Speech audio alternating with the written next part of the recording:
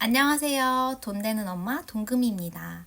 지금 제 영상을 클릭하신 분들은 다가올 2025년을 제대로 준비하고 싶은 마음이 크실 것으로 예상이 되는데요. 지난 영상에서 예고했듯이 이번 영상의 주제는 2024년을 보내기 전에 꼭 해야 할 한 가지에 대해서 다뤄보려고 합니다. 바로 그 한 가지는 2024년을 복귀하고 2025년의 목표를 세우는 것이에요.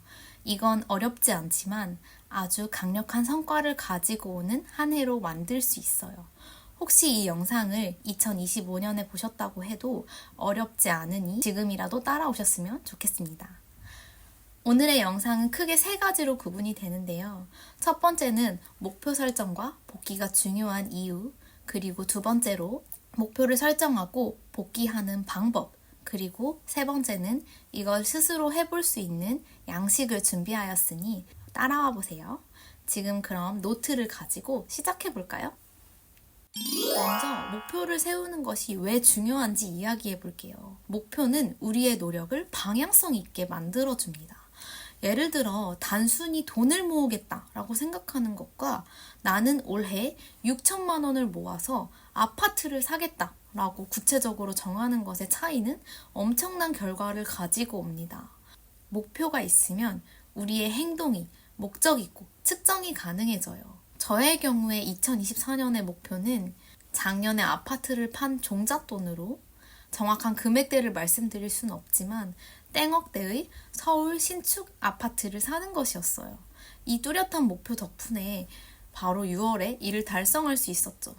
하지만 목표를 달성하면서 놓치게 되는 부분도 생기기 마련인데요. 그래서 다음 단계로 복귀가 중요합니다. 부동산 목표를 이루는 동안 일과 가족에게 소홀했던 점을 깨달았어요. 하지만 괜찮아요. 목표 덕분에 우선순위를 정할 수 있었으니까요. 이제는 가족과 시간을 더 많이 보내고 일에서도 더 성과를 내기 위해 노력하고 있습니다. 그래서 제가 설정한 저의 2025년의 목표는 바로 진급과 새로운 TF 활동, 그리고 유튜브 구독자 1000명 달성입니다. 즉, 커리어와 개인 성장이 올해의 목표예요. 이를 위해 저는 만다르트 차트를 활용했어요. 여러분도 어떻게 만드는지 함께 볼까요? 만다르트 차트 만드는 방법을 알려드릴게요. 우선 중심에 메인 목표를 적고 저의 경우에는 커리어와 성장이겠죠? 그리고 그 주변에 가족, 일, 부수입, 건강, 투자, 독서 등 주요 영역을 적습니다. 그리고 각 영역마다 세부적인 실행 계획을 적어보세요. 그런데 주의할 점은 모든 칸을 다 채우지 않아도 된다는 점이에요. 왜냐하면 8개의 영역, 그리고 또 8개의 실천 계획은 너무 무리한 계획이 될 수 있거든요. 중요한 건 실현 가능하고 수치가 보이는 현실적인 계획을 세우는 것이에요. 저도 8가지를 다 채우진 않았어요.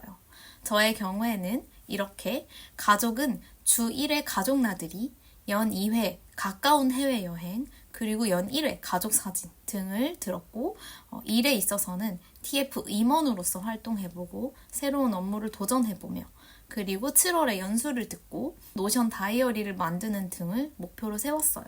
건강의 경우에는 주 3회 발레, 주 5회 간헐적 단식 16시간, 그리고 이번 한 해에는 스낵을 먹지 않아 보려고 합니다.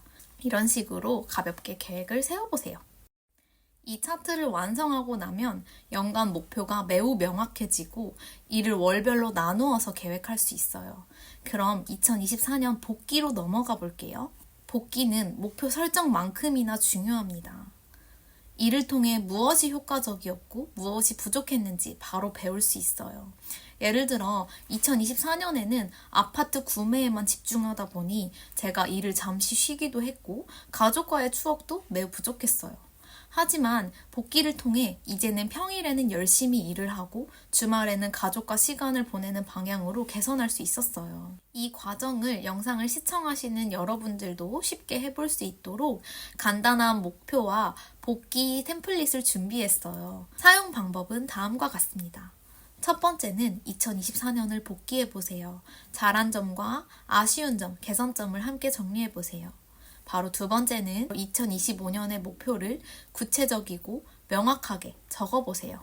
저는 목표와 함께 어떤 사람으로 성장하고 싶은지도 메모합니다. 예를 들어 나는 2025년에 일잘러인 사람이다. 이런 식으로요. 나의 정체성 확립으로 목표를 위해 더 노력하려고 해요. 세 번째는 만다르트 템플릿을 활용하여 2025년의 한 가지 목표 달성을 위해 해야 할 일들을 영역별로 채워 넣습니다. 네 번째는 이후 연간 목표를 매 월별, 주별로 세분화해요. 예를 들어 저는 피아노 연주회를 연 2회 계획했는데 1월에 1회가 예정되어 있어 하반기에 1회 정도 하면 되겠다 라고 생각을 하면서 시간을 확보하려고 해요. 마지막 다섯 번째는 적은 것을 그냥 덮어두면 소용이 없어요. 작성한 것을 눈에 잘 보이게 인쇄를 하거나 붙여놓거나 하면서 자주 들여다보려고 합니다. 지금까지 2024년이 지나기 전에 꼭 해야 할 한 가지, 바로 2024년을 복귀하고 2025년의 목표를 세우는 것에 대해서 말씀드렸는데요. 이제 얼마 남지 않은 2024년을 그냥 지나치지 말고 반드시 복귀하세요. 그리고 2025년을 막연히 맞이하지 말고 명확한 계획과 함께 시작하세요. 그리고 앞서 말씀드렸듯이 2025년에 이 영상을 보셨다고 해도 시간이 크게 들지 않으니 꼭 해보시고 2025년을 시작하셨으면 좋겠습니다. 이 영상이 도움이 되셨다면 좋아요 버튼을 눌러주시고 2025년 여러분의 목표를 댓글로 공유하며 서로 응원해주기로 해요. 그리고 구독도 부탁드릴게요. 그럼 다음 영상에서 만나요. 감사합니다.